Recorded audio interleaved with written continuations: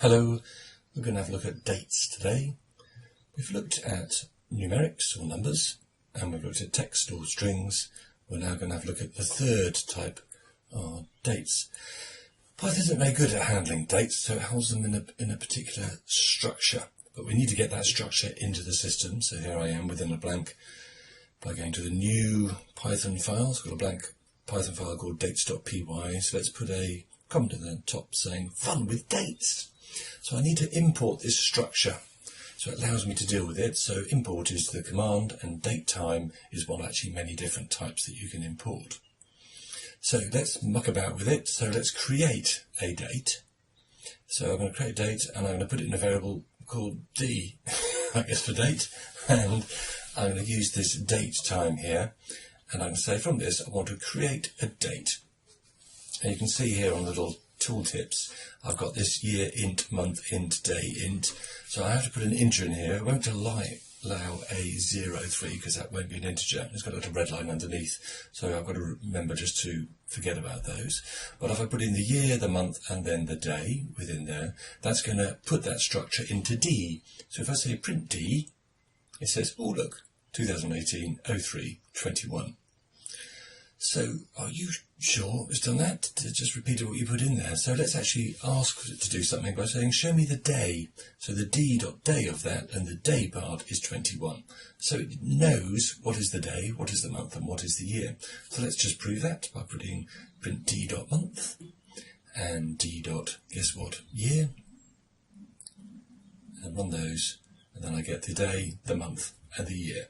So I can do work with those dates because it now knows what I'm playing with, whether it's a day, a month, or a year. So let's create a new underscore D, and I'll put that as equaling, let's say, the D value, and let's say the day, and let's add 1 to that day. Now if I print off my new underscore D, I've got a problem with my brackets there, haven't I? Let's sort that out. Okay, and what that'll do, in effect, my day was 21 and now my day is 22. So I can add, I can subtract days from there. It doesn't work quite the way that it does normally with the variables, so I can't say d.day plus equals, so I can't update this directly. I can't write anything to it. In fact, it says the object is not writable. I can't send anything to it, but I can create a different type of variable, or I can create a function that will allow me to do that. And it really sort of understanding the structure of how these things work, and then it makes it a little bit easier as what you're going to do. But the function we're going to use is replace. So if I say D is going to equal what my current D is, and I'm going to replace what was there, and I'm going to say I want to replace the day with a new value. So set the day to equal 20. Well, so let's use the new underscore D, so I know I've already got that stored away, haven't I, as 22. So if I then say print what my D value is now, and I run that one, it then has updated it. So it's a little bit more circuitous route. I can't write to it directly, but I can use the replace to make a change to that. So to highlight that line, Control Z, then Control V, and let's do the same here for the month. Now I haven't got any variable storing that value, so I need to add not 1, and do the same with the year, and put that as being a value, let's say 1970, shall we? And then let's print that. We can see I can create a completely new date, so a date that's maybe a birthday, or the date someone registers something, or even obviously a date in the future. Okay, so we created a date, we've changed a date, and we've updated it, and that's replacing with the date we've generated. Let's look at a sort of system date, and the most obvious system date will be today. So fun with today. Okay, so my underscore today equals, and the date time I will use again because that's what I imported, but it can give me today's date by saying .date.today, open and close round brackets.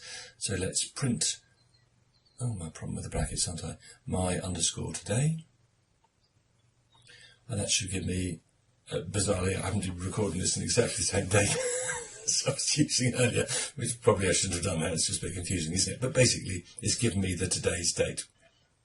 And the same way I did with the D, I can break this down to its individual components. So I can say, well, show me the day, yeah, 21, and let's do Control C and then Control V, and Control V again, and do the same with the month, do the same with the year. There we go. Okay, let's run that. Yeah, so the day, the month, and the year within those. So I can do work with them. So looking at this, I could make change to this variable. Maybe look at how the system deals with formatting those dates. And there is a way of displaying those in different ways. Rather than 21, what about what is the name of today? So let's take the today information, and I'm going to Control C and Control V there. And I've got a string format time, struth time, and I can say to do this by using a thing called a %A, and that's a code which tells the system to show today's date or today's day name in the long form, and then if I do that with a lowercase a, it'll give me the day within its short form. And let's do the same here, but something I'm going to do with a B, which is going to do the month, and if I put this with lowercase b, it's going to do this as the short name of the month, which should be Mar. Obviously isn't that for the years, that doesn't work. Okay, let's just highlight those and comment those out. And what we'll do is we'll look at doing some changes and time in the next lesson. Okay, so we'll say that's been part 1. Thank you for listening.